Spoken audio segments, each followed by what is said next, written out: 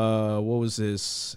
2 days ago, we had the Perseverance, and it finally reached Mars. It took flight in July of 2020. So you're talking a decent amount of time that it took to get there. But it finally made it, landed successfully.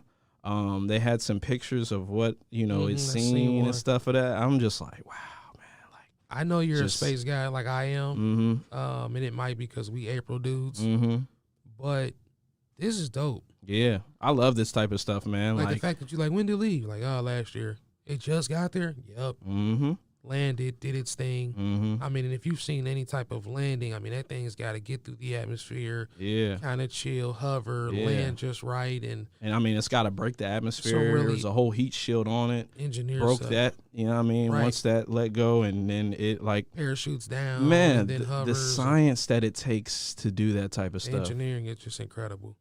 Props to those guys, man. Yeah, it's incredible. And there was a video when it landed, and they were super excited. And some people are probably like, "Why are they this jumpy over this?" And I'm like, "You don't understand. This could have failed. This could have been a 10-year project too, right? Oh, I yeah. mean, for it to work on something with a team of 5 or 6 people, 7, 10, 20, however many people, right? And they've been working on this for you guys do this forever. Time. Then you shoot it off, and then you got to wait a year almost for it to get there. And then you're watching like your baby land in another planet. Man, that's a cool thing, bro. Yeah, it's cool stuff. So they're doing all their kind of they're looking at a whole lot of the just the precautionary things. They landed in one of the most dangerous craters on Mars because they're like, what's there? Did they send some damn COVID with that mug? They should have sent some COVID with that. Hey, if anything pop up, COVID his ass. Yeah, man. That or if it just deletes COVID, like that would be something super interesting to know. I know Elon Musk was doing that when they sent something to the International Space Station. They were trying to figure out a way if there was something they could do there that would just delete COVID. You know what I mean? That'd be dope. Like if the virus couldn't survive in certain altitudes or something. Yeah, but they took extra precaution to make sure no microorganisms from here, they deeply sanitize the shit like 10 times, like test tubes and all that, because they want to find life on Mars. That's what this is all about. For sure. So if they find something, they want to send it back, and they want to make sure it hasn't been compromised by something that was here. You know, like some guy just touching something with a regular hand.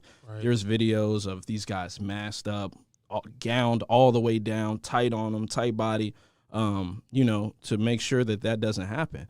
So, I'm very excited. I'm very interested because I want to see what's next. Like, I want to see. This rover's supposed to stay long? I think it stays there. That's his forever home. He'll just send stuff back. There's another rover there. I can't remember the other rover's name. What is the other rover's name, man? I don't remember, but I know what you're talking about. Yeah, there's another rover there. It's still there. It's still moving around, doing its job.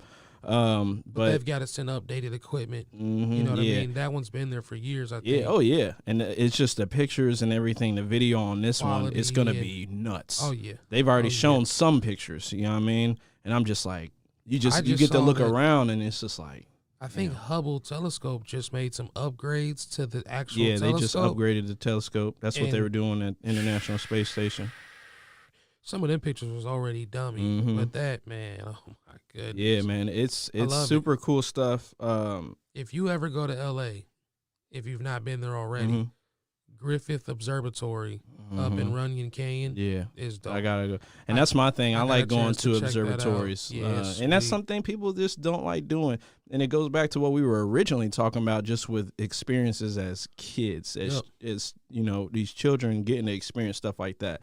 I'll never forget the first time I went to Kennedy Space Center in Cocoa Beach, what's that, Cape Canaveral, Florida. Been there. Just doing it several times. My grandfather is in engineering. He's worked on airplane engines, worked on stuff with NASA, and every time there's a the machine that takes the shuttle, the spaceship from the what do you want to call it, the hangar, and takes it to the launch site. The thing that is carried on it's got to be real deal. He worked on that.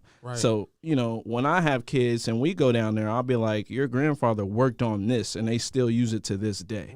So it's super cool for me to see stuff like that. But that shit changed my life. And every time we used to go to Florida family trips, we always went to Kennedy Space Center. And I've always just had a knack for space. Yep. You know what I mean? Same here. I don't know man. if I would ever visit, but Mhm. you know, if I could, and it was just really like felt, you know, it was a Very good possible. travel, Yeah, and yeah. you know, and they're starting to do that now. But if I could, I probably would, man. I'd want to go and just look at the Earth from up there, man, or even go to the moon Absolutely. and see what it looks like just looking back. down. And Yeah. you know what I mean? Yeah. It's scary, but at the same time, it's captivating. Sure. Those stars, everything. You know what I Right. mean? So Yep. it's always had a, you know, just a place in my heart where I ride with that. I love it. Anytime anything's going on, any type of launch, I'm there for it, man. Yeah. So Yeah, I'm an astronomy super cool guy as stuff. well, man. Like I said, I don't know if it's because we're April dudes or what, but Mhm. I got a chance to go to Cape Canaveral with the family, and it was super dope. And I think, like you said, it left a mark on me. Left a spot in my heart, man. And ever since, I studied certain things. My grandpa actually retired from Norwood High School. And I don't know if you knew this, but Norwood High School has a planetarium in the high school. So like you can actually go there, and they have like a baby Omnimax like at the museum. So you can go there, and they have like a planet astronomy like show that they do. Yeah. And then there's like a display, like a little baby museum in the